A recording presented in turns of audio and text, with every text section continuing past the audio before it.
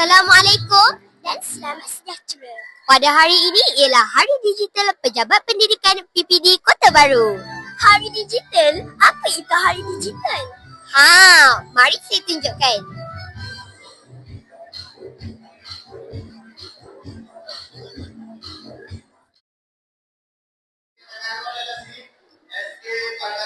Hai, boleh ke limus paper digantikan dengan bahan organik? Mestilah boleh. Jadi, kita boleh menggunakan natural compound untuk dijadikan sebagai replace untuk pH limus paper. So, kita akan menggunakan red cabbages, which is kubis merah, untuk dijadikan sebagai pengganti limus paper. So, first of all, kita orang akan chop dulu, which is kita potong-potong red cabbages ni untuk menjadi saiz kepada yang lebih kecil untuk kita orang lebih senang untuk blend. Lepas tu, the second step is kita orang akan blend red cabbages tu akan jadi macam ni. And then, lepas kita orang blend, kita orang akan extract liquid di dalam red cabbages tu, which is this one. So, dalam liquid tu adanya pigment yang dinamakan anthocyanin. So, dalam anthocyanin itulah the star of the project. So, daripada anthocyanin tu kita boleh menggunakan dia sebagai pH indicator, natural compound as pH indicator. So, lepas tu kita orang akan rendamkan filtered paper di dalam anthocyanin tu. And then dia dengan sekelip mata dia akan bertukar untuk menjadi replace of limus paper. So, Hazim, boleh tak tolong try?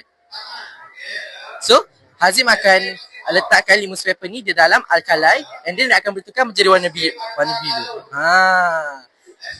Ini adalah warna hijau. So, that means it is the highest of alkali. Ini adalah level acid dan alkali lah. Jadi, which is dia hijau, dia menentukan dia adalah alkali yang paling tinggi sekali. Manakala ada juga student-student yang tanya kepada kita orang, adakah green cabbages boleh digunakan sebagai pH indicators?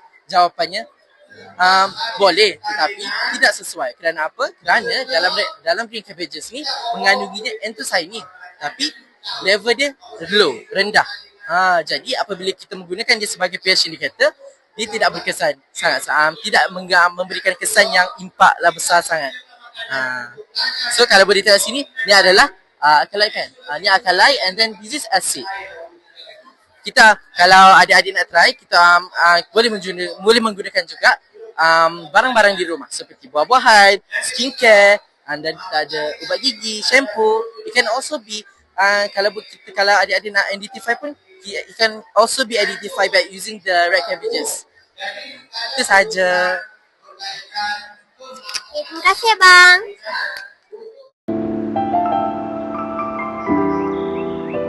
Assalamualaikum. Okay, alright. So, reruai kami ni sekarang ni kita membina permainan pendidikan ataupun educational game menggunakan Canva Code. So, kita cuma bagi prompt dekat Canva AI, Canva Code, dan Canva akan buatkan game untuk kita. Dan hasilnya kita boleh publish ke mana-mana. Dan sekarang mungkin kita boleh letakkan dalam Google Classroom untuk mengaktifkan delima kita. Terima kasih.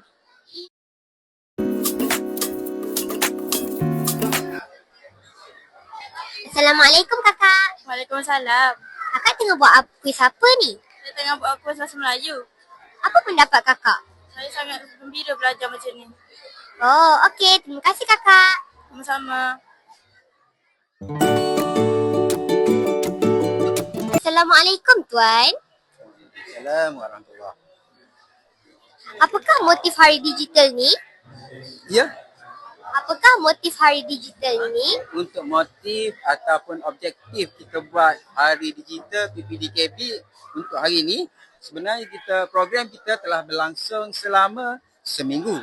Bermula hari Ahad hinggalah hari kemuncaknya pada hari inilah, pada hari Khamis, untuk objektif ataupun motif kita untuk menggalakkan murid-murid, terutamanya murid-murid lah, dan guru-guru untuk meningkatkan kemahiran digital, kemahiran ICT dan kita nak supaya wujud generasi celik celik digital, celik ICT, kerana dia membuka peluang yang besar, pasaran kerja yang amat besar pada masa kini dan masa hadapan. Okey. Berapa buah sekolah yang terlibat dalam program ni? Okey, dalam program ni dia melibatkan pelbagai jenis kuis dan pertandingan. Dan untuk pertandingan, contohnya kuis delima di mana murid-murid ataupun murid-murid lah daripada sekolah rendah, sekolah menengah,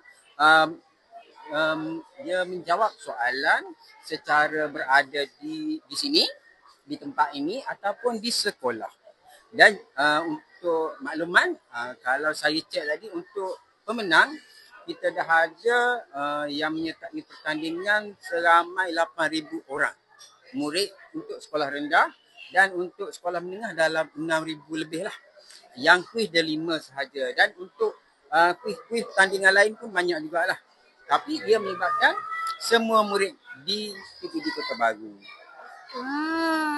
Okey, terima kasih Tuan. Saya harap program ni dapat dijalankan setiap tahun. Kami enjoy sangat hari ni. Terima kasih Tuan. Oh, baru saya faham tentang hari digital. Bagus. Digital bermaksud segala sesuatu yang menggunakan teknologi komputer, internet, telefon pintar dan peranti moden.